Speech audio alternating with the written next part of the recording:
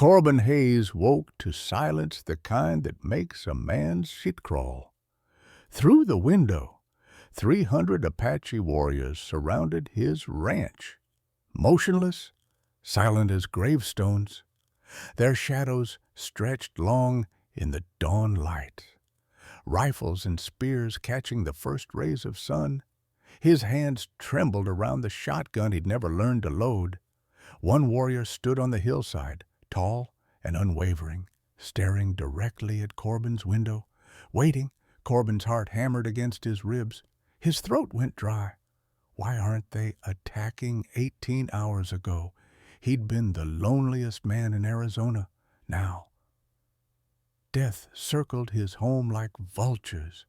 He glanced back at the girl on his bed, the wounded Apache he'd pulled from the dust yesterday, the one he'd given water to when any sensible man would have turned away, the girl whose father now stood outside with an army. Leave a like and share your thoughts in the comments, along with the city you're watching from now. Let's continue with the story. Corbin Hayes had lived alone for 15 years, and the silence had become his only companion. At 60, his hair had turned silver too early. His skin weathered like old leather from decades under the Arizona sun.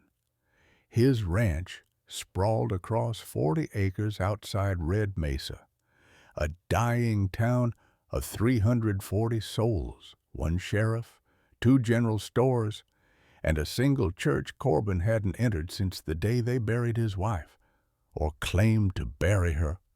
Margaret had died in the summer. That's what Sheriff Dalton Webb told him. Fever, they said. But Corbin had seen the bruises on her neck, dark as thunderclouds, and their daughter Emma, 8 years old, blonde curls, laughter like wind chimes vanished the same night, gone. The sheriff said disease took her too. Nobody ever found. Corbin spent 2 years searching every town, every trail, every whispered rumor. Nothing. Eventually, the hope bled out of him like water through cracked earth. He stopped looking, stopped living, really. Just existed in the shell of a man who'd failed the only people he'd ever loved. The ranch fell into disrepair. 12 skinny cattle grazed on land that used to support 50. Wheat fields turned to dust. The wells still held water. Barely but 3 years of drought had made it the most valuable thing for miles. Neighbors kept their distance, not out of malice, but because Corbin had become a ghost, haunting his own property. He woke at 5 every morning, fed the cattle, checked the fence, spoke to Margaret's photograph each evening, though he'd stopped believing she could hear him. The Bible she'd given him on their wedding day sat on the table, spine cracked from years of restless fingers. But the words inside had lost their meaning. The bank owned most of what was left, $800 in debt with 28 days to pay. After that, they'd take the land, the last piece of Margaret and Emma he had left. Red Mesa didn't hate Corbin. They just forgot about him. The quiet man on the edge of town who refused guns after his wife died. Margaret had made him promise no weapons in the house. She despised violence. So even now, with danger at every turn in this harsh country, Corbin kept that promise. It was all he had left of her. Some nights, when the loneliness pressed down like a physical weight, he'd remember Margaret's smile, Emma's small hand in his, the way his daughter used to say, "Papa, when I grow up, I want to be kind like you." He'd failed her, failed them both, and every sunrise reminded him that he was still here, still breathing, while they were dust and memory. This morning had started like all the others, until he heard the sound by the sill, until everything changed. The previous afternoon, Corbin had been mending fence wire when he heard it, a sound so faint he almost missed it beneath the wind. A moan, weak, desperate. He dropped his tools and ran toward the well, boots kicking up red dust. What he found made his breath catch. A girl, Apache, no older than 17. She lay crumpled beside the stone well, her buckskin clothing torn and stained dark. Blood seeped from a wound in her shoulder, not a bullet hole, Corbin noticed. The cut was too clean, too narrow. A blade, the kind a woman might carry concealed in her sleeve. The girl's lips were cracked and bleeding. Her skin had gone pale beneath its natural bronze, unconscious. Dying, maybe. Corbin's eyes swept the horizon. Empty desert in every direction. No tracks. No sound except the rasp of his own breathing. He knelt beside her, his knees protesting. His mind raced through possibilities, each one worse than the last. If he helped her, the town would call him a fool. Apache and whites didn't mix, not here, not after decades of bloodshed. If her people found her here, they might assume he'd hurt her. They'd kill him without question. But if he left her to die... He looked at her face, something in the angle of her jaw. The way her dark hair fell across her cheek reminded him so fiercely of Emma that his chest tightened. Same age, same vulnerability in sleep. A memory crashed through him, Emma in the sickbed, her small hand clutching his, her eyes glassy with fever. Him sitting there, useless, watching her slip away, or so he'd been told. The truth he'd discovered later was worse than death. She hadn't died at all. She'd been taken. The girl by the well moaned again, pulling him back to the present. "Forgive me, Margaret," Corbin whispered to the empty air. His wife would have wanted him to help. She'd always said kindness was never wasted, even when the world called you a fool for giving it. He made his decision. Corbin slid his arms beneath the girl, grunting as he lifted her. His back screamed in protest, but he held firm. She weighed almost nothing. He carried her inside, each step careful, and laid her on his own bed, the one he'd shared with Margaret a lifetime ago. Water first. He brought a cup to her lips, tilting her head gently. Most of it ran down her chin, but some went down her throat. She coughed weakly. He examined the wound, deep but not fatal, if treated. He tore strips from one of Margaret's old dresses kept in a trunk for 15 years and cleaned the cut as best he could. His hands shook as he wrapped the cloth around her shoulder, binding it tight.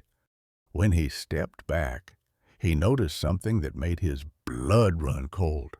Around the girl's neck hung a small silver pendant shaped like an eagle's talon. He'd seen that design before. Margaret had worn one exactly like it. He pushed the thought away and checked the girl's arm where he gripped her to lift. Beneath the dirt, he saw Bruce's finger marks. Someone had grabbed her violently.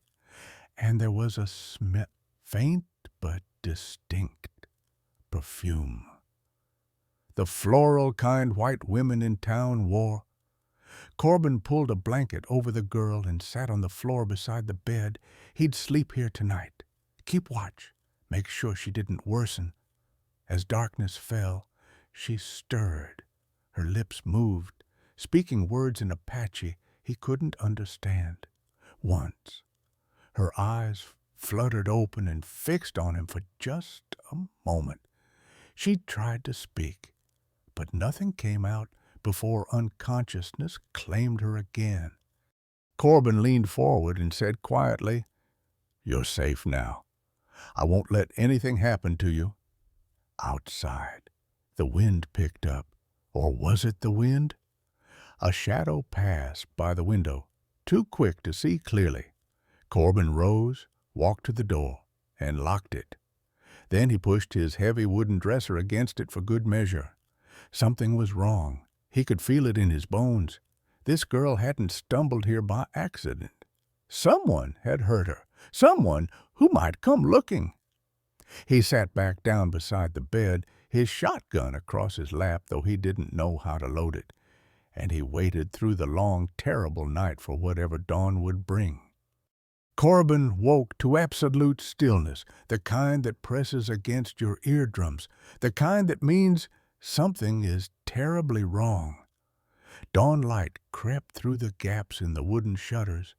He'd fallen asleep sitting upright, his back against the wall, the useless shotgun cold in his hands. His neck ached. Every joint protested as he pushed himself to his feet. The girl still lay unconscious on the bed, her breathing shallow but steady. That was something, at least. Corbin moved to the door, pulled the dresser aside with considerable effort, and turned the lock. He needed to check the cattle, assess the water level in the well, normal morning tasks. Routine would steady his nerves. He opened the door and stepped onto the porch. Then he froze. 300 Apache warriors stood in perfect formation around his property. They formed a massive circle, each man spaced exactly the same distance from the next. Not one of them moved. Not one spoke. They simply stood, watching his house, with the patience of men who'd waited lifetimes and could wait lifetimes more. Some held rifles. Others gripped spears or bows. The morning sun glinted off blades and metal, creating a corona of light that made the scene feel unreal, like something from a fever dream. Corbin's throat went dry. His legs threatened to give out beneath him. He counted quickly, his eyes sweeping the circle, but gave up after 50. Too many. Far too many. Even if he'd known how to fight, even if he'd been a younger man, the mathematics of this situation were brutally simple. He couldn't survive this. On the hillside behind the circle, smoke rose from several fires. The warriors had made camp. They'd been there for hours, maybe, waiting for him to wake up. The smoke created strange shapes in the still air shadows that looked like even more men, doubling their numbers through illusion. Corbin stumbled backward through his doorway, slammed the door shut, locked it with trembling fingers. His heart hammered so hard he thought it might burst through his ribs. He pressed his back against the door and slid down until he sat on the floor, gasping for air. He had to think. But his mind was white noise and terror. They'd come for the girl. Of course they had. She belonged to them, and he'd taken her inside. They probably thought he'd kidnapped her, hurt her. Why else would a white man have an Apache girl in his home? He crawled to the window and peered through a crack in the shutters. The warriors hadn't moved, hadn't advanced. They just stood there, a living wall of judgment and potential violence. 6 hours passed like 6 years. At 7 in the morning, one warrior took 10 steps forward. Corbin's breath stopped, but the man simply stood in his new position for several minutes, then walked backward to his original spot. At 9, drums began, 3 rhythmic beats, then silence, 3 more beats, silence. The pattern repeated 5 times, then stopped. Corbin had no idea what it meant. At 10, the girl on the bed moaned. Corbin rushed to her side, gave her more water. She swallowed this time, her throat working. Progress. He glanced toward the window. Through the crack, he saw dozens of eyes staring at his house. They'd seen him move. They knew. By 11, the temperature had climbed past 90 degrees. The warriors stood motionless in the heat, not one seeking shade. Corbin's shirt was soaked through with sweat from heat and fur in equal measure. He paced his small house, 3 steps one direction, 3 steps back. What did they want? Why didn't they just attack or leave? This waiting was a torture he hadn't anticipated. His mind raced through scenarios. If he brought the girl outside, they might think he was threatening her. If he didn't bring her out, they might assume he was holding her hostage. There was no right answer, no good choice. Noon came. The sun reached its zenith, brutal and unforgiving. That's when Corbin heard the sound of a horse approaching from the hilltop. He looked out. A single rider descended the slope, moving with deliberate slowness. The other warriors parted to create a path, their eyes following the horseman with evident respect. The rider was a man in his 50s, tall even sitting down, with shoulders like an ox. Long black hair streaked with gray hung loose past his shoulders. His face was a map of scars, each one telling a story Corbin would never know.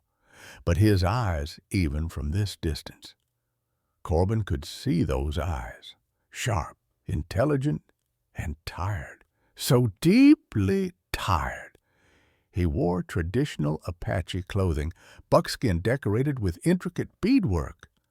Around his neck hung a silver pendant, identical to the one the girl wore. The eagle talon, father and daughter. Then the man stopped his horse 20 paces from Corbin's porch. For a long moment, neither moved. Then the Apache raised his right hand, palm forward. Corbin recognized the gesture from old stories, peace, or at least a willingness to talk before killing. The man's voice carried across the distance, speaking English with only the faintest accent. "You have my daughter. I want to talk." Not a threat, not yet. But Corbin heard the weight beneath those words, the barely restrained violence, the love of a father who'd do anything, burn the world if necessary, to get his child back. Corbin's hand reached for the door handle. His survival instinct screamed at him to stay inside, bar the door, hide like a coward. But he thought of Emma. If someone had taken her, if someone had saved her, what would he want? What would any father want?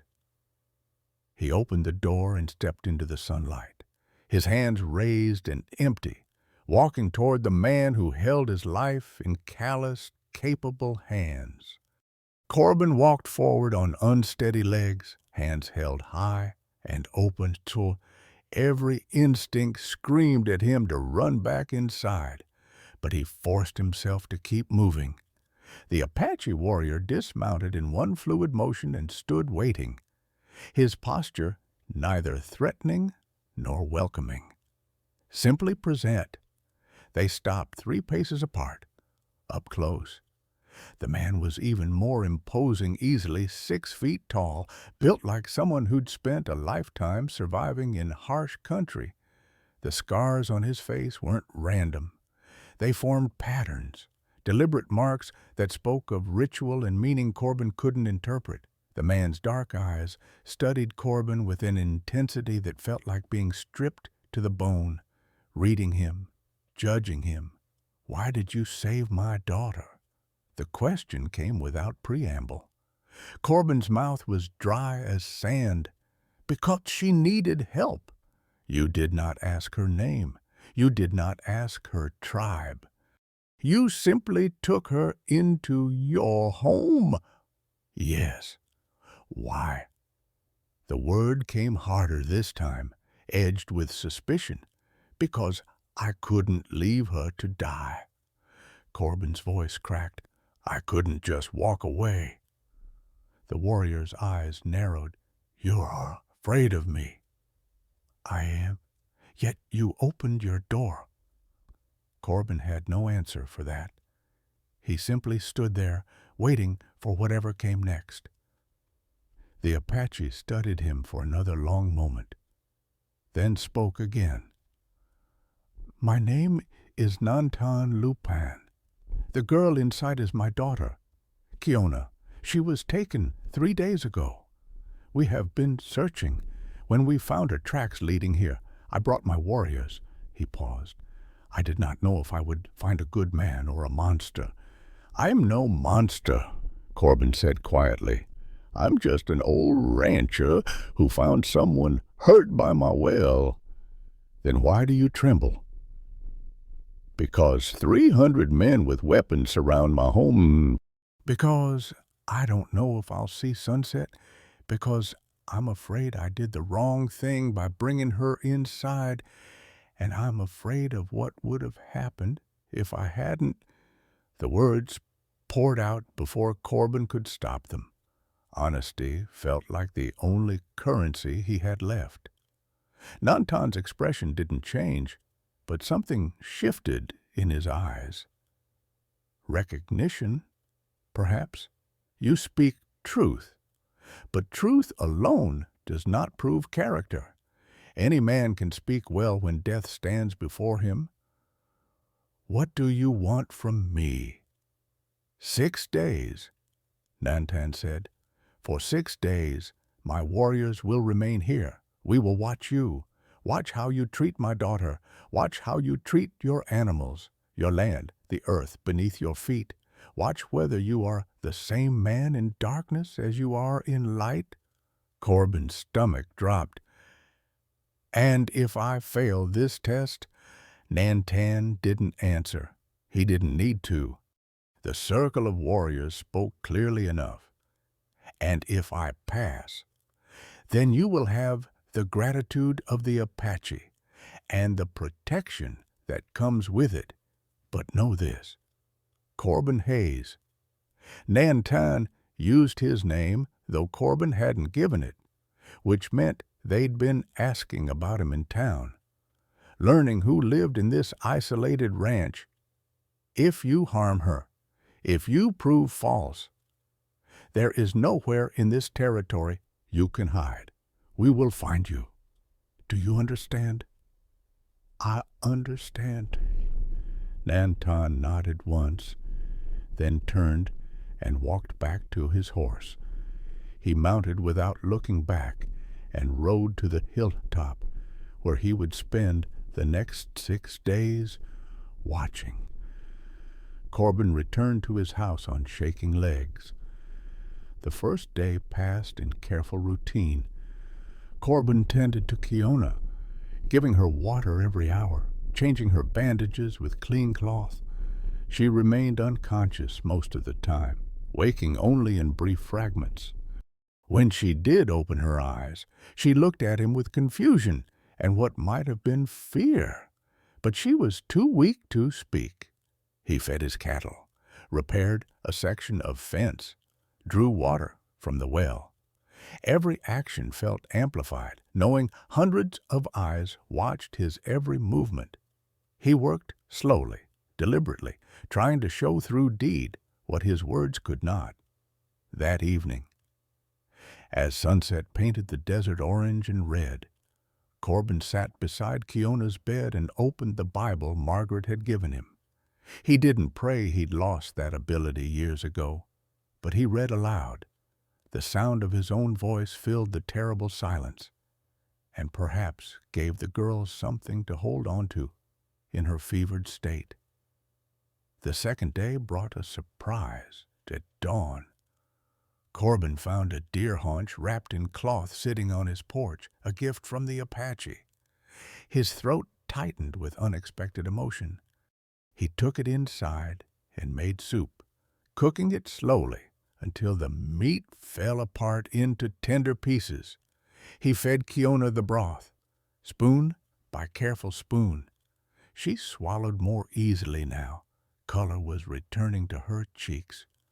Her fever had broken during the night. He'd felt her forehead at least 20 times to be sure. That afternoon, a young warrior approached the house. Corbin tensed, but the man simply set down a clay vessel filled with clean water, nodded once, and retreated. The gesture felt like progress, like maybe, possibly. They were beginning to believe he meant no harm. In the evening, Corbin did something he hadn't done in 15 years. He sang. A lullaby he used to sing to Emma when she couldn't sleep. His voice was rusty and cracked, but he pushed through the words. Kiona stirred in her sleep, and for just a moment, a small smile touched her lips. The third day tested him differently. When Corbin woke, he found a leather pouch on his windowsill containing 20 gold coins worth perhaps $400, enough to pay half his debt to the bank. Beside it lay a new Colt revolver and a box of ammunition. He stared at the items for a long time. His hands itched to take them. God, how he needed that money. The bank would be satisfied. He could keep his land, the last piece of his family's memory. But he knew what this was, a test of character. Would he steal? Would he arm himself out of fear? Corbin picked up both items and carried them outside. He placed them carefully on the porch steps and walked back inside without a word. Through the window, he saw Nantan watching from the hilltop. The man nodded, almost imperceptibly. The fourth day brought Kiona fully awake. She sat up, her dark eyes clear and focused for the first time. When Corbin entered with breakfast, she watched him carefully. "Are you hungry?" he asked. She nodded.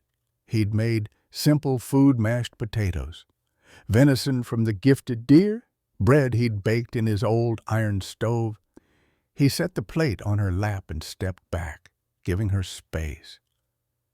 Kiona ate slowly, watching him the entire time. When she finished, she set the plate aside and spoke in perfect English. "Thank you." Corbin's eyes widened. "You speak English? My father made sure I learned. He said understanding your enemy's words gives you power." She paused. "Are you my enemy?" "No." "Then why did you save me?"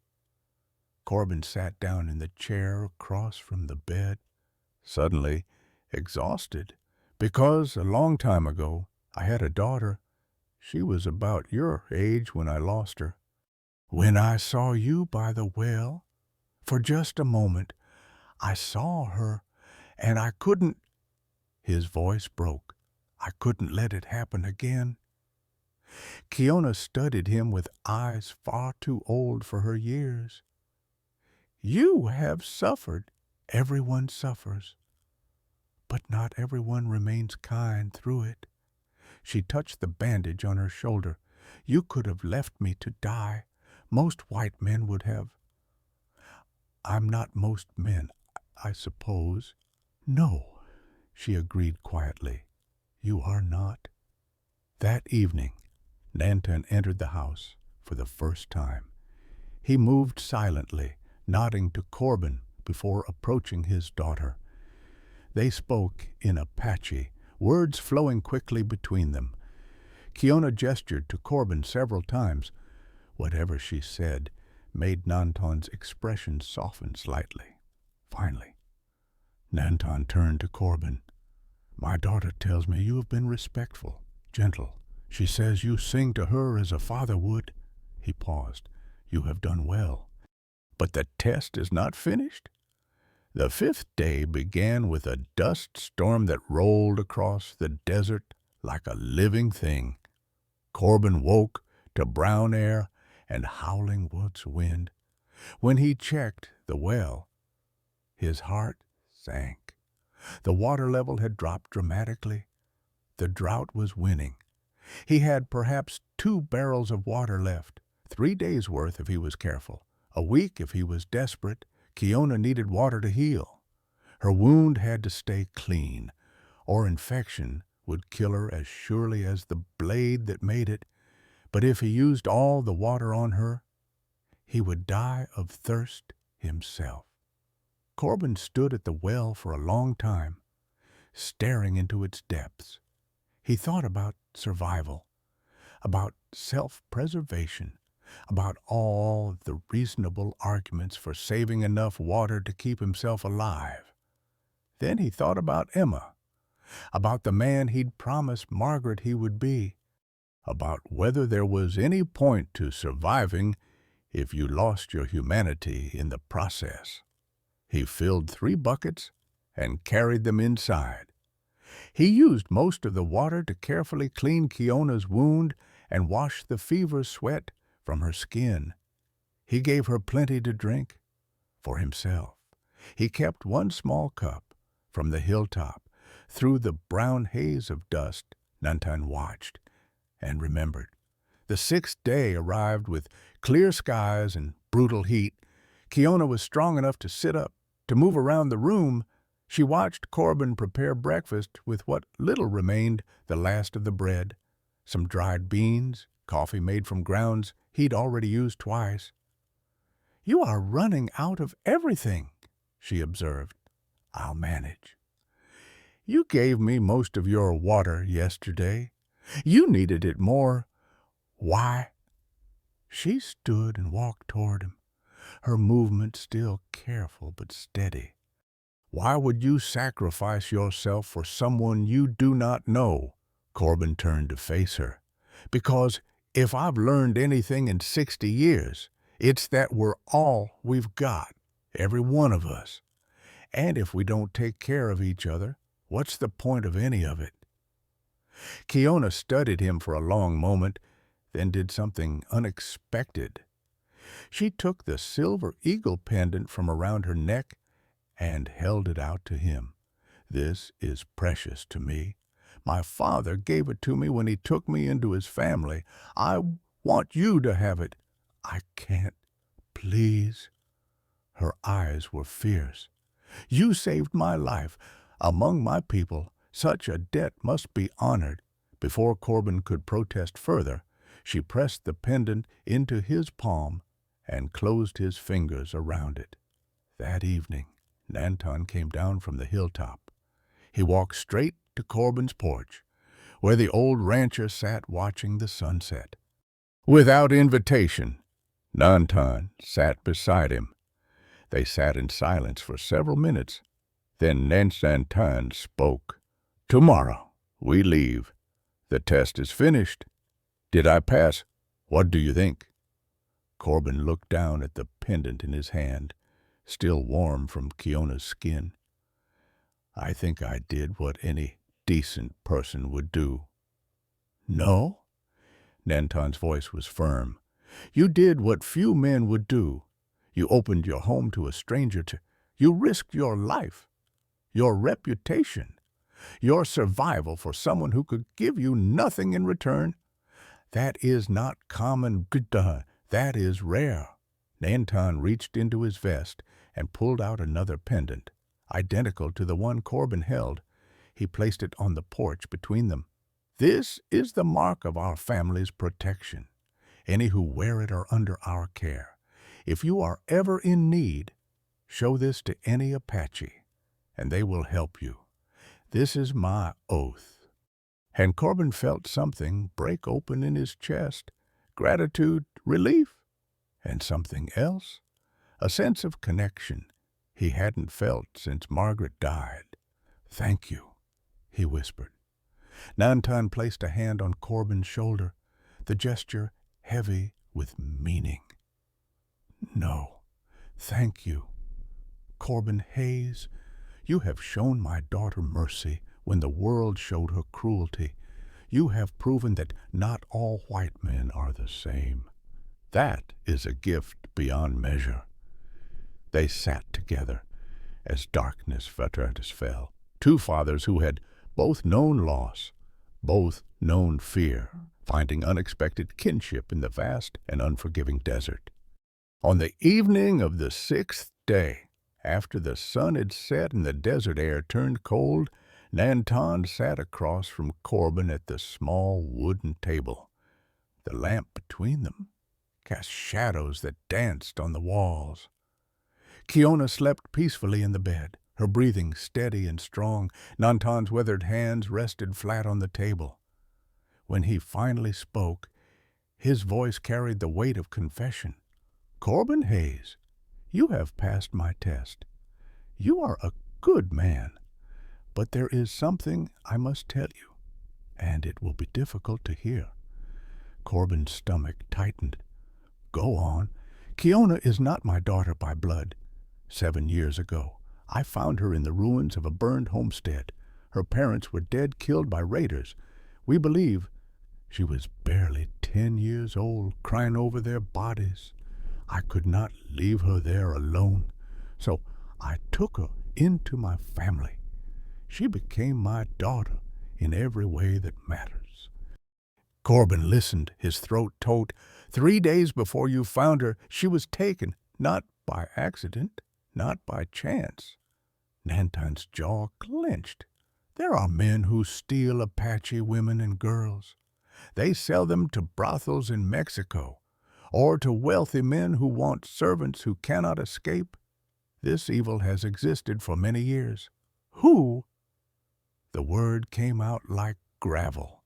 We do not know for certain, but the trail always leads back to towns like yours, to men with power who can hide their crimes behind badges and respectability. Nanton leaned forward. We rescued Kiona before they could take her across the border, but she was wounded in the escape. She ran. She fell near your well, and you found her. Corbin felt rage building in his chest, hot and sharp. You're telling me there's an organized operation? People buying and selling human beings? Yes. Here, in Red Mesa. We believe so. Or nearby. Nanton pulled a small leather journal from his vest and placed it on the table. The cover was worn, the pages yellowed. This belonged to a man we caught 2 years ago, a trafficker. Before he died, we took this from him. Corbin reached for the journal with trembling hands. He opened it, page after page of names, written in cramped handwriting, ages, physical descriptions, dates, prices. His vision blurred. His hands shook so badly he nearly dropped the book. "How many?" he whispered. 47 names in that book alone, some Apache, some Mexican, some white. Nanton's voice remained steady, but Corbin could hear the fury beneath it. Children and women, mostly, taken from their family, sold like cattle. Corbin turned the pages, his heart hammering. Each name was a life destroyed, each entry a family torn apart. He wanted to stop reading, but something compelled him forward. Then he reached page 12. His breath stopped. There, written in faded ink, Emma Hayes, 8 years old, blonde hair, blue eyes, taken from Red Mesa, price $1,200. The room tilted. Corbin gripped the edge of the table to keep from falling. The words swam before his eyes, but they didn't change. They stayed there, permanent and terrible. "Emma," he breathed. "My Emma." Nanton's expression shifted to something like sorrow. "I suspected when Kiona described your grief. I wondered. The dates matched. The location matched. She's alive." Corbin's voice broke completely. "My daughter is alive. I do not know. The journal only records the sale, not what happened after." Corbin stood abruptly, the chair scraping loudly against the floor. He paced the small room like a caged animal, the journal clutched in his hands. 15 years. 15 years he'd believed Emma was dead. 15 years he'd mourned her. And all that time she'd been alive, taken, sold. Who? The word came out as a growl. Who did this? That is what we have been trying to discover. The man who kept this journal is dead. He took many secrets with him. But there are patterns, clues. Corbin spun to face Nantan. What clues? The sales all happened in this region. The dates spanned 20 years. Whoever is responsible has been doing this for a very long time. They have power, protection. They can operate without fear of consequences. Someone in Red Mesa. Most likely, Corbin's mind raced. Who had the power? Who had the access? Who could hide such crimes for decades? Then, like ice water down his spine, realization came. He remembered Margaret's death, the bruises Sheriff Dalton Webb had dismissed, the way the town doctor had refused to examine her body too closely, the speed with which Emma's disappearance had been explained away as disease. He remembered how Dalton had been the one to help him search, how the sheriff had steered him away from certain areas, certain questions, how, after 2 years, Dalton had gently suggested that Corbin stop looking, move on, accept what couldn't be changed. No, Corbin whispered. It can't be. You know something. Nantan stood, reading Corbin's face. Dalton Webb, the sheriff. He's been in Red Mesa for 18 years. He was the one who found Margaret's body. He was the one who told me Emma died of disease. He was the one. Corbin's voice shattered. He was my friend. I trusted him. Nantan's expression hardened. Trust is a weapon in the hands of evil men. From the bed, Kiona's voice came softly. Both men turned. She was awake, sitting up, her dark eyes fixed on them. When they took me, she said, her voice stronger than before, I heard things, voices. One was a woman. She was angry. She said, Kiona closed her eyes, remembering. She said, Dalton, this time make sure they don't escape. I'm tired of your failures. The name hit Corbin like a physical blow. Dalton, Sheriff Dalton Webb, the man who had comforted him when Margaret died, the man who had attended her funeral, the man who had helped search for Emma, all while knowing exactly where she'd been taken. Corbin's knees gave out. He sank into the chair, his face in his hands. A sound came from his throat. Not quite a sob, not quite a scream. Pure anguish, raw and bleeding. He killed her, Corbin whispered through his fingers. He killed Margaret. She must have seen something, known something, so he killed her. And he took Emma. He sold my daughter. Nantan moved to stand beside him, one hand on Corbin's shoulder. We will find the truth. We will find proof. Proof. Corbin looked up, his eyes red. What good is proof? Who will believe us? He's the law in Red Mesa. He has the power, the authority. No one will. I will, Nantan said firmly. My people will, and you will. Together we are not powerless. Corbin stared at the journal still clutched in his hands. Emma's name seemed to burn through the page, searing itself into his vision. I need to know if she's alive, he said hoarsely. I need to know where she is. Then we find Dalton. We make him tell us everything. How? Nantan's eyes went cold and hard. There are ways to make men talk, ways that do not require badges or courts. No. And Corbin stood, surprising himself with the firmness in his voice. If we talk, torture him. If we kill him without trial, we become what he is. We become monsters. Then what do you propose? Corbin thought of Margaret, of the promises he'd made her, of the man she'd believed him to be. She'd hated violence, yes, but she'd also believed in justice, real justice, not revenge disguised as righteousness. We need evidence, real evidence, something that can't be denied or explained away. Corbin set the journal down carefully. We need to search his home, his office. There has to be more records, letters, something. And if he discovers us, then I finally learn how to use this. Corbin looked at the shotgun hanging above his door. For 15 years, he'd refused to touch it. Margaret's last wish had been for a home without violence. But she was gone. And Emma.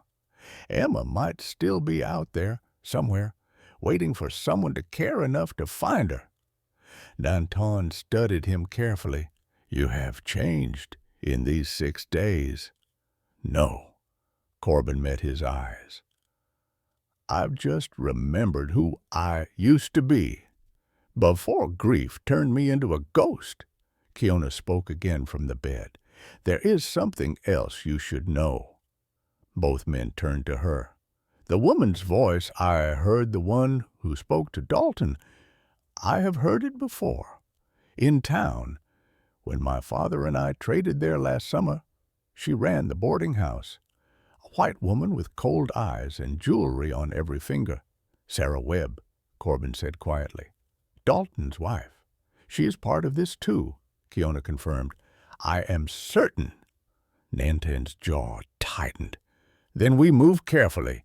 If they suspect, we know they will run. Or worse, they will destroy any evidence that remains. We move tonight, Corbin decided. The old fear, the old hesitation, had burned away, leaving only cold purpose. While the town sleeps, we search the sheriff's house.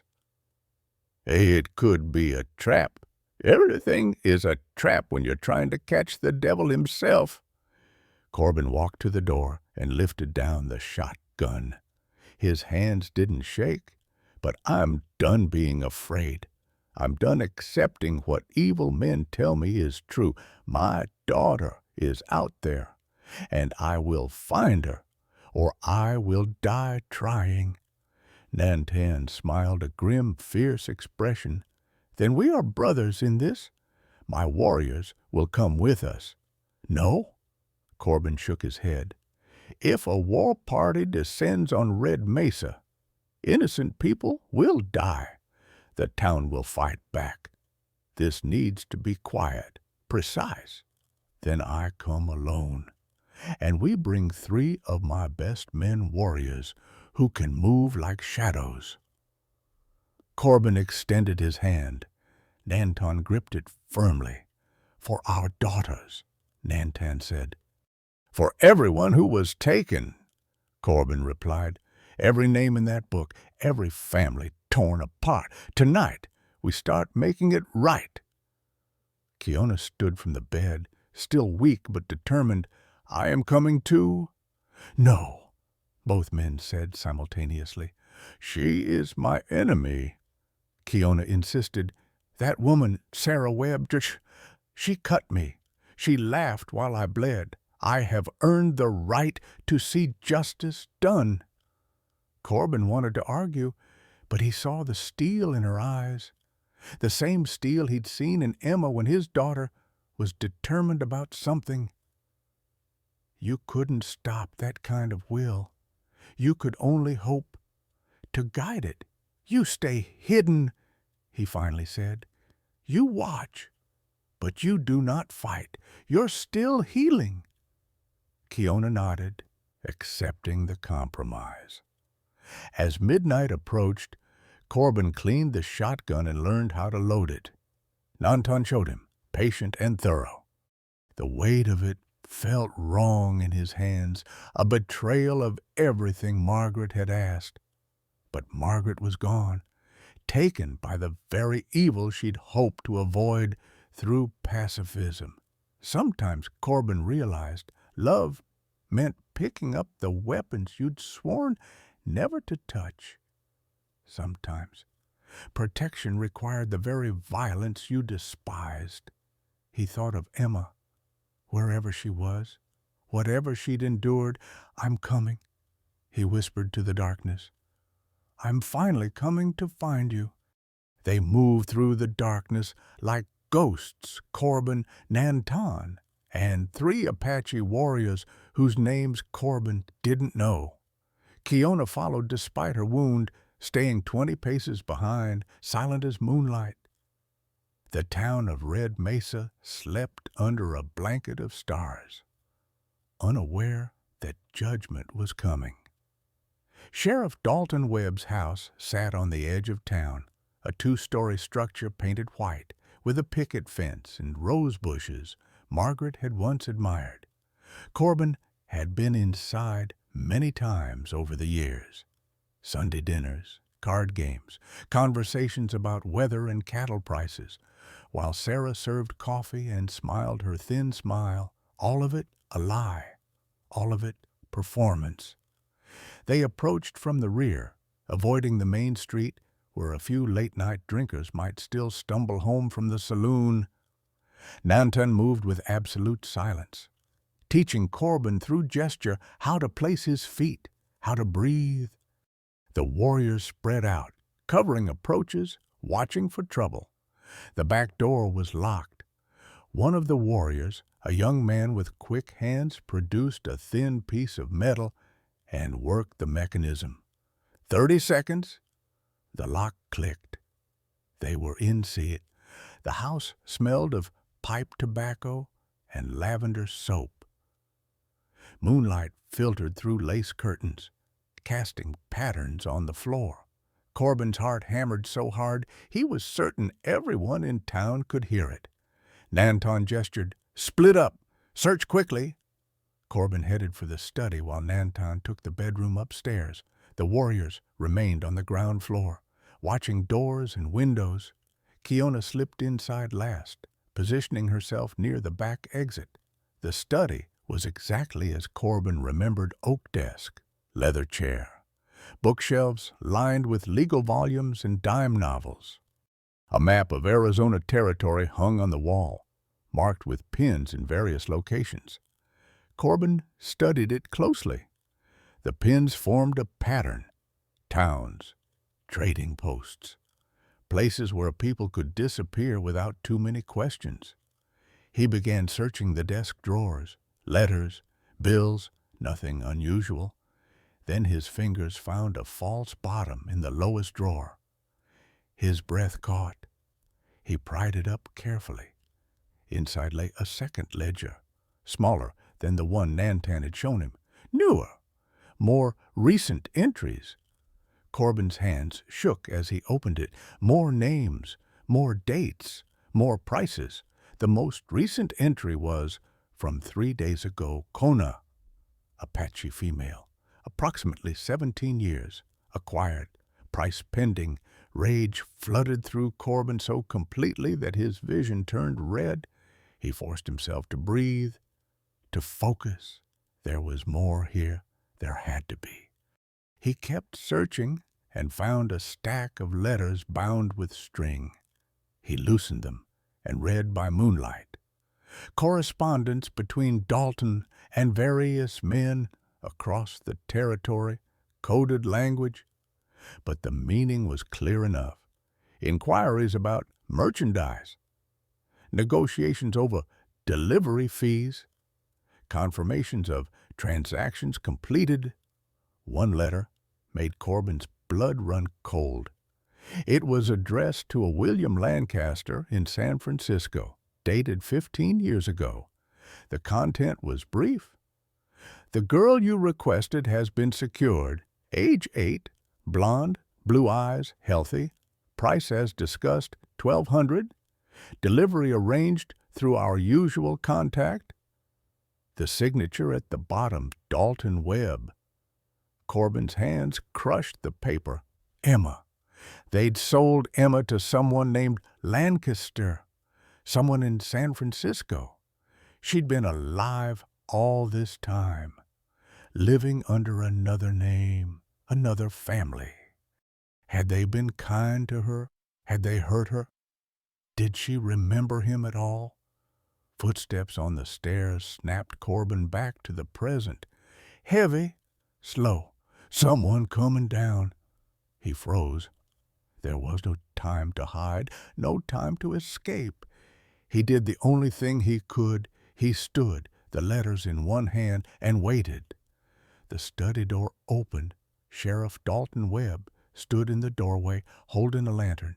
He wore his nightshirt, his hair mussed from sleep. When he saw Corbin, his expression shifted from confusion to understanding to cold calculation in the space of a heartbeat. Corbin. The sheriff's voice was calm, too calm. What are you doing in my home? Reading the truth. Corbin held up the letters. About Margaret, about Emma, about all of it. Dalton's eyes flicked to the papers, then back to Corbin's face. He smiled a terrible smile that held no warmth. I see. Why? The word tore from Corbin's throat. She was your friend. We were friends. Why would you?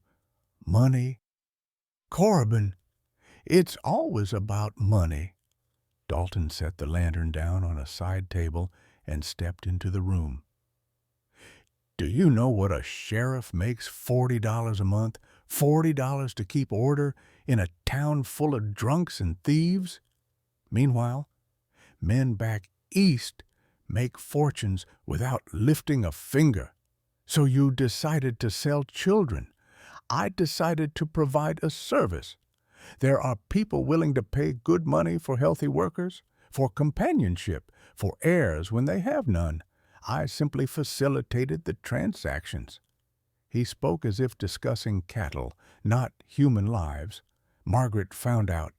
Your wife was in the wrong place at the wrong time. She saw me loading a girl into my wagon one night. She started asking questions I couldn't allow. Dalton's tone remained conversational, almost friendly. I tried to reason with her. Corbin, I truly did. But she threatened to go to the federal marshals. What choice did I have? Corbin's hands clenched into fists. You killed her. I made it quick, painless, more mercy than most would show. And Emma, your daughter, was beautiful, smart, exactly what the Lancasters wanted. They couldn't have children of their own, you see? They paid very well for her. I imagine she's had a good life, better than she would have had here, married to some rancher, dying young from childbirth like most women do. The casual cruelty of it, the complete absence of remorse, broke something in Corbin. He lunged forward, hands reaching for Dalton's throat. But the sheriff was ready. He'd expected this. His hand came up, holding a revolver that had been tucked behind his back. Don't, Dalton warned. Corbin froze.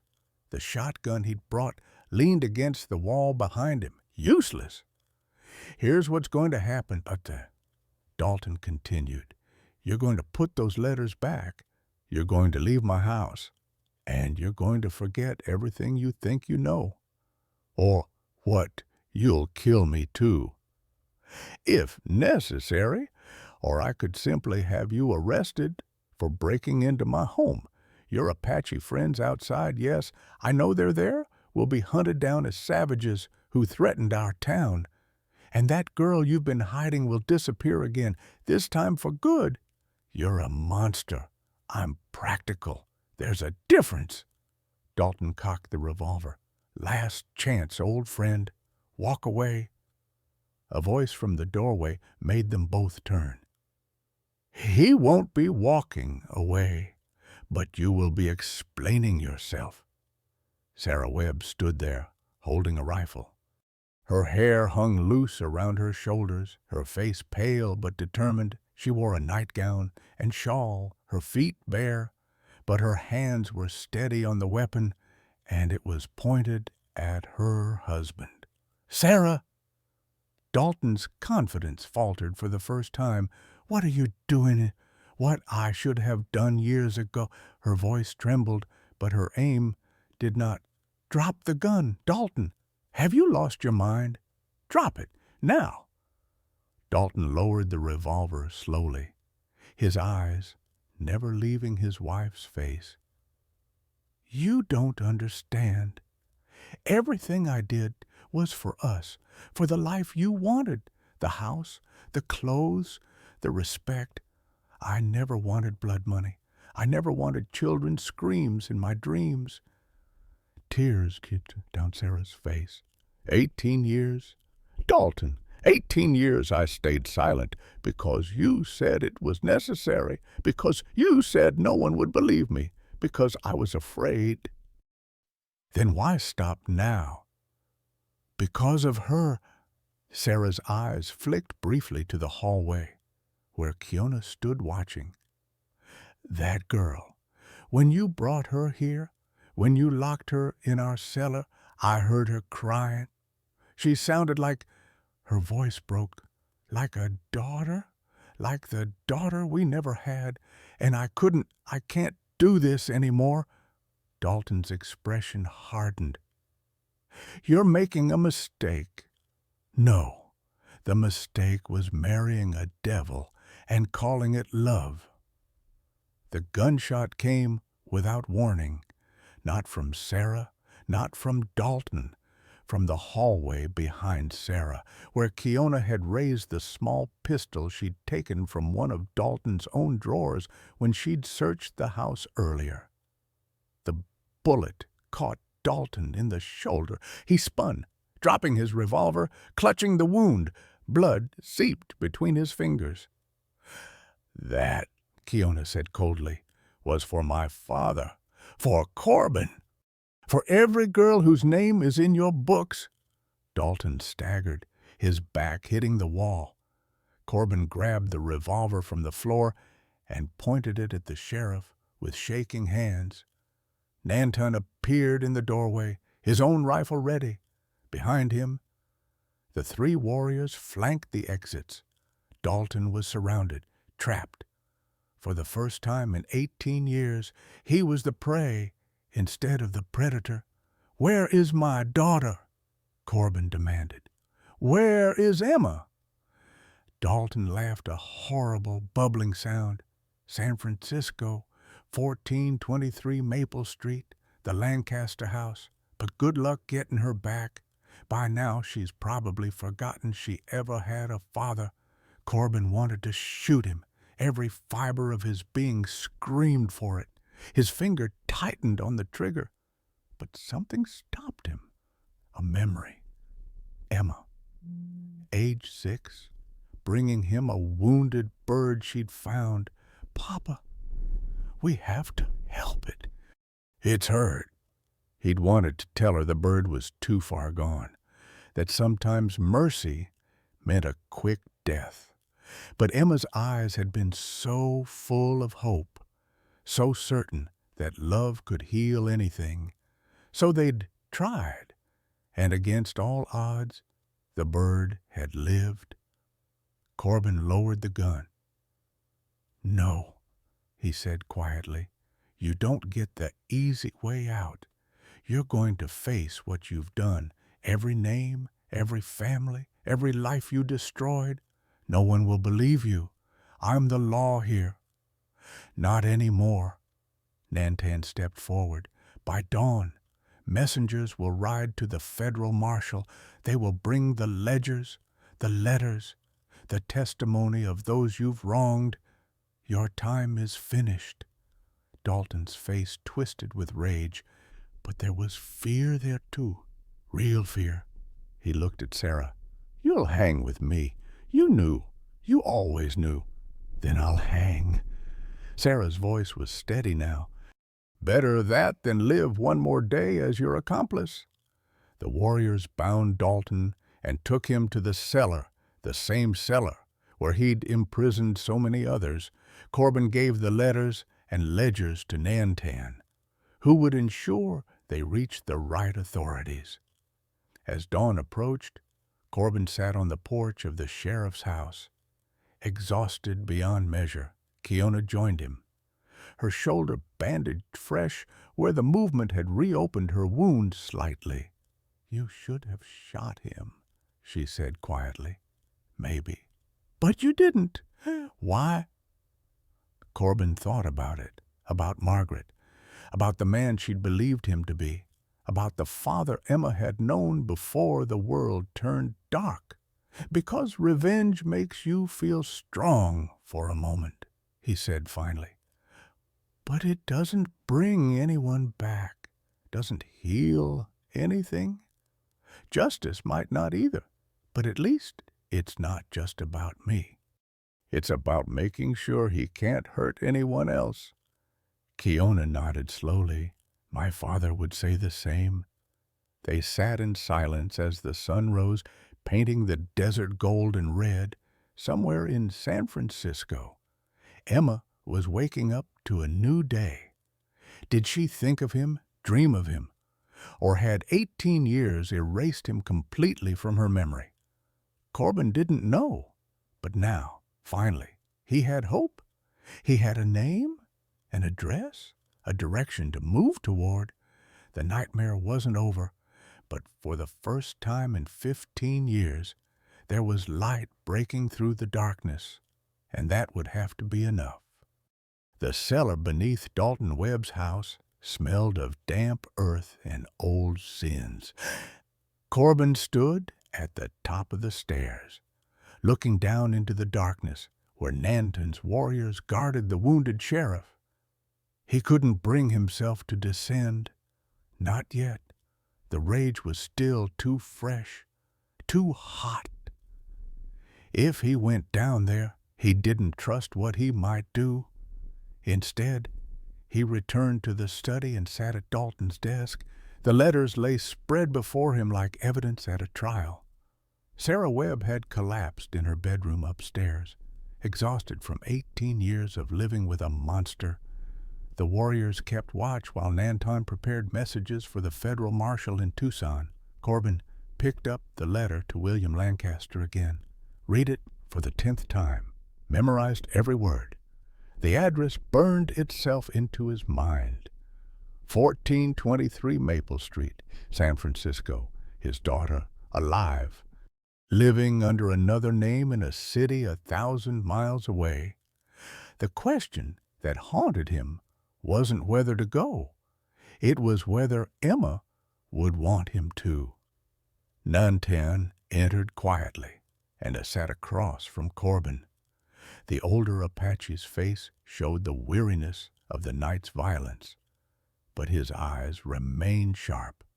"The messengers will leave at first light," Nantan said. "They will take the ledgers and letters. The marshal will come." "How long?" 3 days, maybe 4. Corbin nodded. "And Dalton, he will live to face trial, though my warriors would prefer otherwise." Nantan's expression darkened. "There are names in those books of Apache children taken 20 years ago. Some of their families still mourn. Justice in your courts moves slowly. Our justice would be swift. I know, but if we kill him, we become what he is. We put ourselves above the law. And if your law fails, if he buys his freedom or escapes, then I'll find him myself." Corbin's voice held a quiet promise. "And I won't be merciful a second time." Nantan studied him carefully. "You have changed. Corbin Hayes, 6 days ago, you could not hold a gun without trembling. Now you speak of hunting men. 6 days ago, I thought my daughter was dead. Now I know she was stolen. That changes a man." Corbin looked down at the letters. It burns away everything soft and leaves only what's necessary. Be careful. That path leads to darkness. I'm already in the dark. Nantan, I've been in the dark for 15 years. This is the first light I've seen. Nantan reached across the desk and placed something in front of Corbin. A silver pendant, shaped like an eagle's talon. The one Margaret had worn. The one Dalton had taken from her body and given to the Apache as a false peace offering years ago. The one Kiona had worn until she'd given it to Corbin. "Do you recognize this?" Nantan asked. "It was my wife's. You told me Dalton gave it to you 16 years ago." "Yes, as a symbol of friendship between our peoples. I did not know then that it was stolen, that it was taken from a woman he murdered." Nantan's jaw tightened. "For 16 years. I wore the mark of your wife's killer and called it peace. The shame of that will stay with me. You didn't know? That does not ease the weight?" Nantan paused, then continued. "There is something else about this pendant, something I discovered only last night when I examined it closely." He turned the eagle talon over, revealing the back in the lamplight. Corbin could see faint scratching words etched into the silver. They were, Tenny, almost invisible, but once you saw them, they couldn't be unseen. "Emma Hayes, always loved, mother." Corbin's breath caught. His vision blurred as tears filled his eyes. Margaret had carved their daughter's name into her most precious possession, a talisman, a prayer, a promise that love would endure even when everything else failed. She never stopped believing Emma would come home, Corbin whispered. Even at the end, she believed, and now you have the chance to fulfill that belief. Nantan pushed the pendant toward Corbin. "Take it. Find your daughter. Tell her that her mother never forgot, that neither of you did." Corbin picked up the pendant with shaking hands. The silver was warm, as if Margaret's love still lived within it. He closed his fist around it and felt something crack open in his chest, not breaking, but opening. A door he'd kept sealed for 15 years, locked tight against hope, because hope hurt too much when it died. What if she doesn't want to see me? The question came out small, afraid. What if she's happy with her new life? What if I'm just a stranger to her now? Then you accept that. You let her choose. Nantan's voice was gentle. But at least she will know the truth. She will know she was not abandoned, that she was searched for, mourned, loved every day she was gone. And if the Lancasters won't let me near her, that is a problem for when you arrive. First, you must decide if you will go. Corbin sat in silence, the pendant warm in his palm. Outside, dawn was breaking properly now. Red Mesa would wake soon. People would discover their sheriff was in chains. The town would erupt in chaos and disbelief. Some would call for Dalton's immediate hanging. Others would refuse to believe a man they'd trusted for 18 years could be capable of such evil. But none of that mattered as much as the decision before him now. Go to San Francisco, find Emma, face whatever truth waited there, or stay. Help ensure Dalton faced justice. Protect the Apache families who'd lost children. Build something from the ashes of this horror. Or the thought crept in unbidden to both. I can't leave immediately, Miss, Corbin said slowly, thinking it through. The marshal will need my testimony. The victims' families deserve to see this through, and I need to. He paused. I need to write to her first. Before I show up on her doorstep like a ghost from a past she might not even remember. A letter? Yes. telling her everything, the truth about what happened, who I am, who she is. Corbin's voice grew stronger as the plan took shape. I'll give her the choice to respond. If she wants to meet me, I'll go. If she doesn't, I'll respect that. But either way, she'll know she wasn't abandoned. She'll know she was loved. Nantan considered this. It is a kind solution, more generous than most men would offer. It's the right solution, because this isn't about what I want. It's about what Emma needs. Corbin stood, suddenly filled with purpose.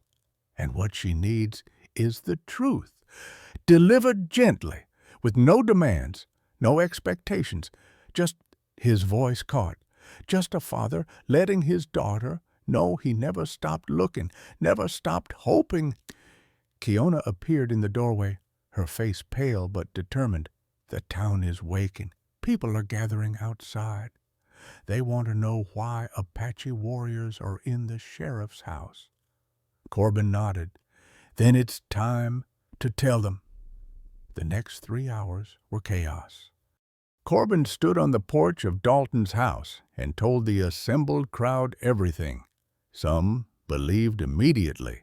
Others called him a liar, a traitor, a fool manipulated by savages.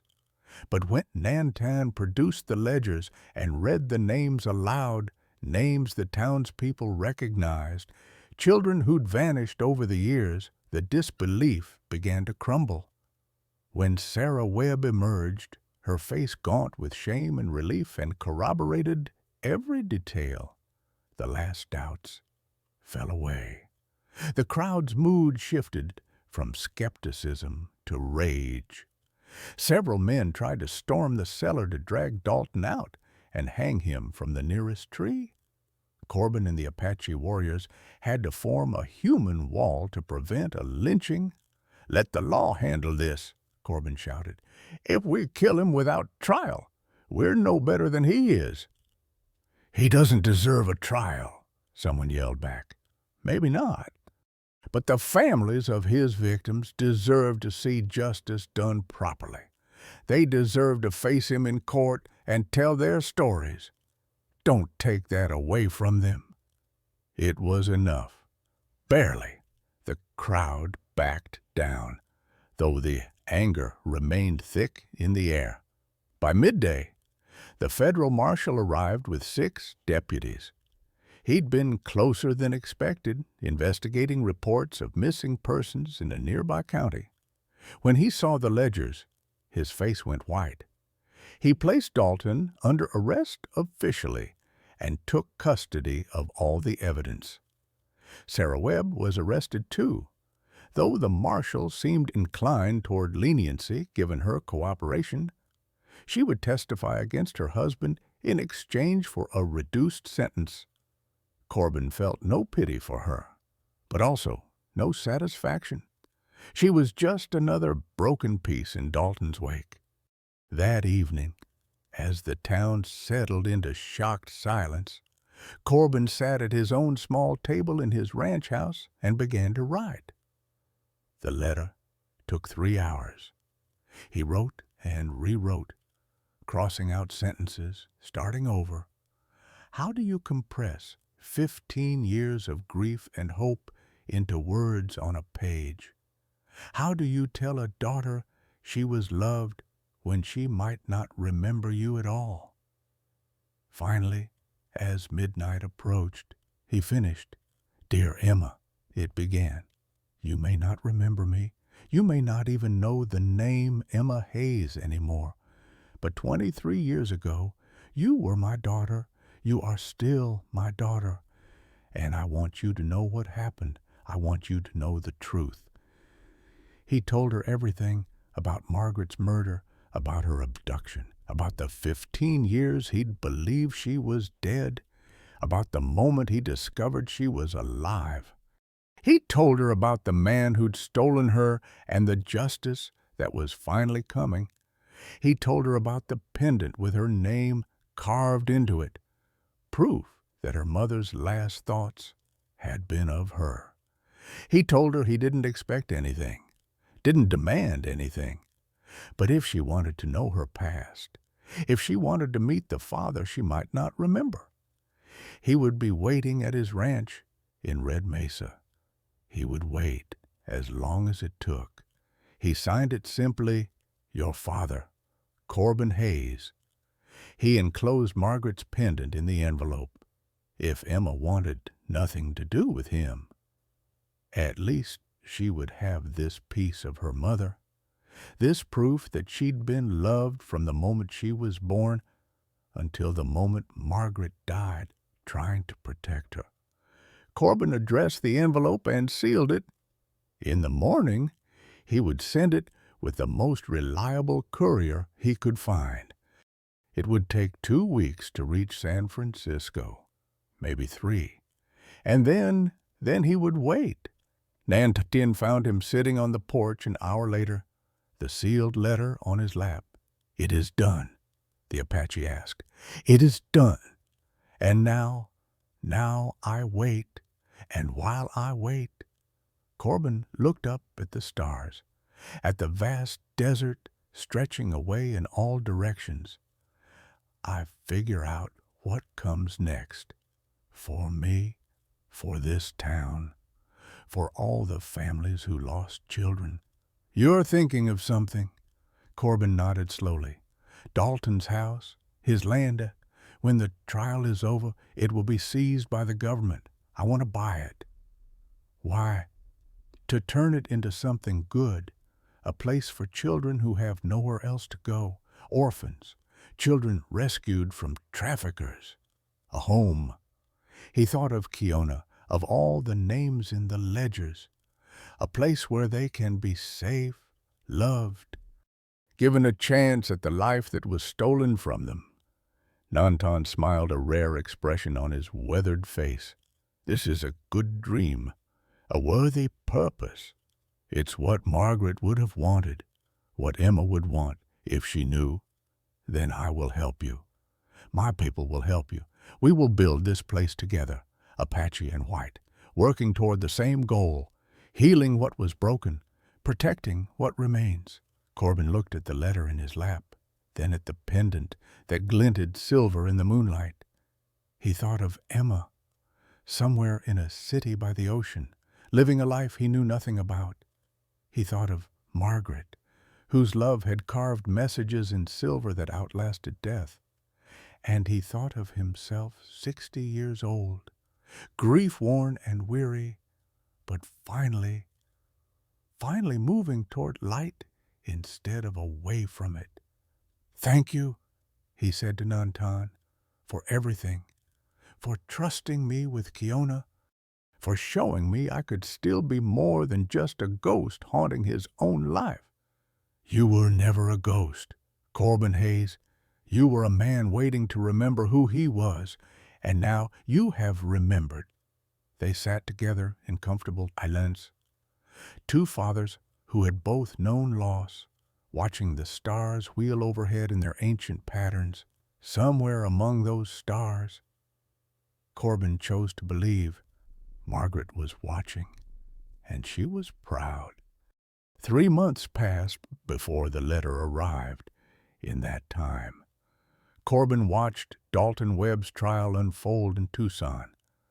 The courtroom was packed every day with families whose children had been taken, with Apache witnesses who spoke through interpreters, with townspeople from Red Mesa who struggled to reconcile the monster in chains with the man they'd trusted for 18 years.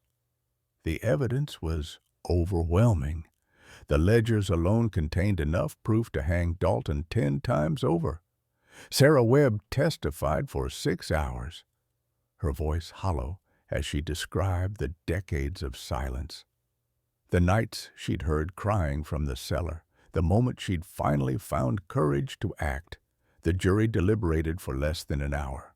Guilty on all counts, the judge sentenced Dalton to hang. Corbin felt nothing when the verdict was read. No satisfaction, no relief. Just emptiness where rage had been. Justice. he discovered didn't heal wounds. It simply closed them so they could scar over properly. Sarah received 5 years for complicity, reduced from 20 because of her testimony. She would spend them in a women's prison in Yuma. Corbin visited her once before she was transferred. She looked 20 years older than she had 3 months ago. "I'm sorry," she said through the bars. "I know that's worthless, but I need to say it. It is worthless." Corbin agreed. "But I appreciate you saying it anyway. Did you find her? Your daughter?" "I wrote to her. I'm waiting for a response." Sarah nodded, tears tracking down her face. "I hope she writes back. I hope you get that second chance, Gaira. God knows you deserve it more than most." Corbin left without another word. Whatever Sarah Webb's suffering was, it paled against the suffering she'd enabled. Sympathy felt like a betrayal of everyone whose names were in those ledgers. The town of Red Mesa struggled to heal. Some families left, unable to live in a place where such evil had thrived unnoticed. Others stayed and threw themselves into making amends, forming committees to track down missing children, raising funds to help families travel to distant cities, to search for sons and daughters sold years ago. Corbin sold his ranch. It was worth less than he'd hoped. Drought had made land cheap, but it was enough for what he planned. He used every dollar, plus the seized assets from Dalton's estate, to purchase the sheriff's house and surrounding land. The house where so many crimes had been planned would become something pure. He named it the Margaret and Emma Home for Lost Children. Construction began in early spring. Nanton's people helped, teaching carpentry techniques that had been passed down for generations. White volunteers from Red Mesa worked alongside Apache workers, their shared purpose slowly building bridges between communities that had been separated by fear and violence for decades. By summer, the first building was complete, a long single-story structure with room for 12 beds. Kiona, fully healed now, had decided to stay. She would teach the children both English and Apache, helping them maintain their heritage while learning to navigate the white world that surrounded them. Sarah Webb, before her transfer to prison, had arranged for her personal library to be donated to the home. Books were precious in the territory, and the children would need education as much as they needed shelter. The first children arrived in late summer. 3 Apache girls, aged 8 to 12, rescued from a brothel in Nogales. 2 white boys, brothers aged 6 and 9, whose parents had died and who'd been living rough on the streets. A Mexican girl, 10 years old, found wandering alone after escaping from traffickers, and a black boy, 7, whose family had been killed and who'd been passed from place to place with nobody willing to keep him. 8 souls, all broken in different ways, all searching for safety. Corbin stood on the porch that first evening and watched them eat dinner together in the common room. Kiona sat with him, speaking gently, coaxing smiles from faces that had forgotten how. Nantan and 3 of his warriors had agreed to stay on as guardians, teaching the children survival skills, stories, the kind of practical knowledge that might save their lives someday. It wasn't perfect. The children woke screaming from nightmares. Some refused to speak. Others lashed out in fear and anger. But slowly, day by day, they began to soften, to trust, to believe that maybe, possibly the world could be kind. One evening, a small Apache girl named Ayana, barely 6 years old, orphaned when her parents died of disease, climbed onto Corbin's lap as he sat reading on the porch. She had dark eyes and tangled hair and a way of looking at people that seemed too wise for her age. "Are you my papa now?" she asked in careful English. Corbin's throat tightened. "If you want me to be, I want—" She settled against his chest like she belonged there. "Will you teach me to read?" "I will." "Will you stay? Not leave like everyone else?" "I'll stay." He wrapped his arms around her small frame.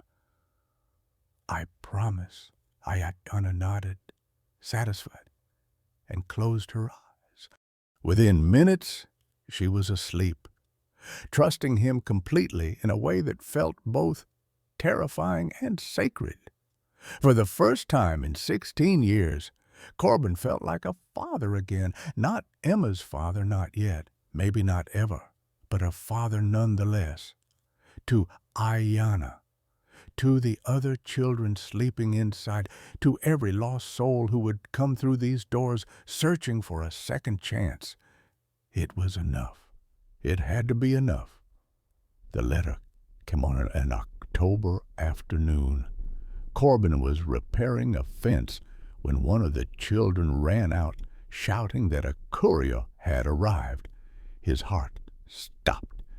He dropped his tools and walked, not ran, though everything in him wanted to sprint to where the rider waited. The envelope was thick, expensive paper, addressed in neat, feminine handwriting to Corbin Hayes, Margaret and Emma Holm, Red Mesa, Arizona Territory. His hand shook so badly he could barely open it. Inside were 3 pages, covered front and back with writing, and a small photograph, a daguerreotype of a young woman with blonde hair and serious eyes, standing beside a man and woman who were clearly her parents, the adoptive parents, the Lancasters. Corbin's vision blurred.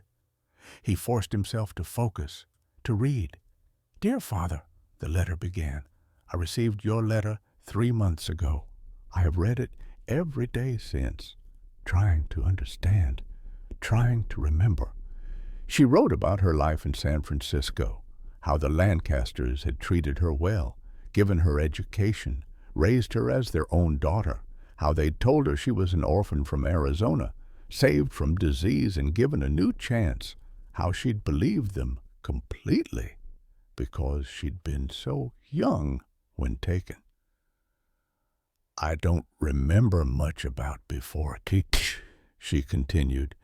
"Sometimes I'd dream about a house with wooden walls and a man with kind eyes who sang to me. I always thought these were just dreams, fantasies my mind created to fill the empty spaces. Now I know they were memories." She wrote about her shock when she received his letter, about showing it to the Lancasters, who'd broken down and admitted the truth that they'd purchased her from a man named Webb. Believing the transaction was legal, believing she was truly an orphan. When they realized years later that they'd been part of something criminal, they were too afraid to come forward, too afraid of losing the daughter they'd grown to love. "I'm angry at them," Emma wrote, "but I also understand. They gave me a good life. They loved me. They're not bad people, just people who made a terrible choice and then tried to make it right by being good parents. I don't know if that's enough. I don't know if I can forgive them, but I do love them, and that complicates everything." Corbin wiped his eyes and kept reading. "I don't know if I can call you father yet. That word belongs to the man who raised me, even if he shouldn't. But I would like to meet you, to see the man whose love survived 16 years of believing I was dead, to visit the place where I was born, where my mother, my real mother, lived and died trying to protect me. She said she would come in spring when travel was easier, that she needed time to prepare, to say goodbye to the Lancasters properly, to gather her courage. She asked if the offer of visiting still stood, if he still wanted to see her after all this time. The letter ended simply, "I hope this letter fits you well. I hope the children in your home are I hope we can find a way to know each other again, even if we can never fully recover what was lost. With cautious hope, Emma." Corbin read it 3 times. Then he sat down on the porch steps and wept deep, wrenching sobs that came from a place he'd kept locked for 16 years. Kiona found him there and sat beside him silently, offering her presence as comfort. "She's coming," Corbin finally managed. "My Emma is coming home." "Not home," Kiona said gently. "She has a home, but she is coming to meet you, to learn her history. That is something precious. It's not what I hoped for. Hope is never what we imagine, but it's what we need." Over the next months, as autumn turned to winter and winter to spring, Corbin prepared. He had the children help plant a garden flowers Margaret had loved, roses and daisies and desert marigolds. He cleaned the small guest room until it shone. He practiced what he might say, conversations that would never go as planned, but which helped him feel less terrified.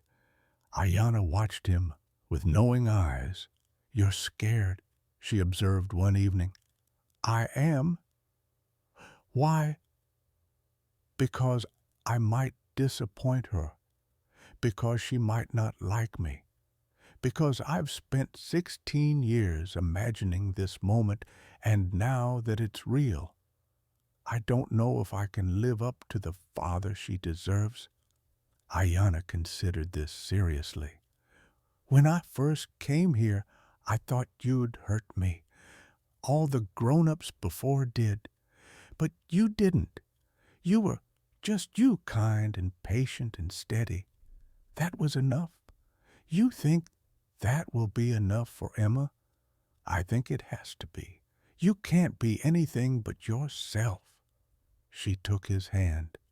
"And yourself is pretty good." The day Emma arrived was bright and clear, the spring air warm with promise. A carriage pulled up to the home at noon. Corbin stood on the porch, Ida beside him for support, Kiona and the children watching from windows. The carriage door opened. A woman stepped out, 24 years old, blonde hair pinned up beneath a traveling hat, wearing a blue dress that Margaret would have loved. She was beautiful in a way that made Corbin's heart hurt, because she looked so much like her mother. Emma stood for a moment, looking at the house, at the children's faces in the windows, at the man on the porch. Their eyes met across 20 feet and 16 years of separation. She didn't run to him. She didn't cry. She simply walked forward steadily, her hands clasped in front of her, until she stood at the bottom of the porch steps. "Hello," she said. Her voice was Margaret's voice. "I'm Emma." "Hello?" Corbin's voice cracked. I'm your father. Or I was. Or..." He stopped, lost. "You are," Emma said quietly. "You are my father. I'm just learning what that means." They stood looking at each other for a long moment. Then Emma smiled, small and uncertain, but real. "Could you show me around? I'd like to meet the children. I'd like to see what you've built here. I'd like that very much." She climbed the steps. When she reached the top, she paused, then reached out and took his hand. The touch was brief, tentative, but it was there. "Thank you," she whispered, for not giving up, for looking for me, for, her voice broke, for remembering. I could never forget, Corbin said. Not for a single day. Emma nodded, squeezed his hand once more, then let go. But it was enough. It was a beginning. Over the next 2 weeks, Emma stayed at the home. She met each child, learning their stories, helping with meals and lessons. She listened as Corbin told her about Margaret, about their life together, about the day Emma was born and how happy they'd been. She asked questions about her early childhood, gathering memories like precious stones. On the last evening before she left, they sat together on the porch as the sun set. Ayanna was curled against Corbin's side, nearly asleep.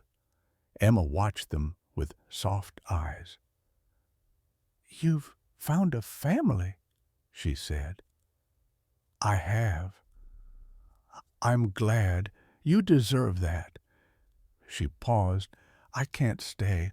My life is in San Francisco now, but I'd like to visit, write letters, be part of this in whatever way I can." "That's more than I hoped for." "Good." Emma smiled. "Because I think I'd like to know my father. It might take time, might be complicated, but I'd like to try." Corbin felt something settle in his chest. Not completion. Emma would never be his daughter in the way she'd been when she was 8, but connection, a bridge spanning the years between who they'd been and who they'd become. "I'd like that too," he said. As stars emerged in the darkening sky, Corbin held one daughter while talking with another, and felt, for the first time in 16 years, truly at peace. Sometimes the people we save end up saving us right back. Corbin Hayes spent 15 years as a ghost, haunted by loss, believing his daughter was gone forever. He'd given up on hope because hope hurt too much when it died. But when he chose kindness over fear, when he gave water to a wounded stranger, he didn't just save one life. He opened a door he'd kept locked for years, and behind it was a second chance at being the man his wife believed he could be. Not the father he'd lost the chance to be, but a father to children who desperately needed one. We all carry losses we think have broken us beyond repair. We all have moments when it feels easier to stay locked in our grief than risk loving again. But Corbin's story reminds us that family isn't just blood, it's the people we choose to protect, to nurture, to show up for when they need us most. And sometimes, when we least expect it, the past we thought was buried forever comes back, not to haunt us, but to give us one more chance to make peace with who we were and who we've become. Love never wastes itself, even when we think it's too late. Have you ever had a second chance you didn't expect? What would you do if someone from your past reached out after years of silence?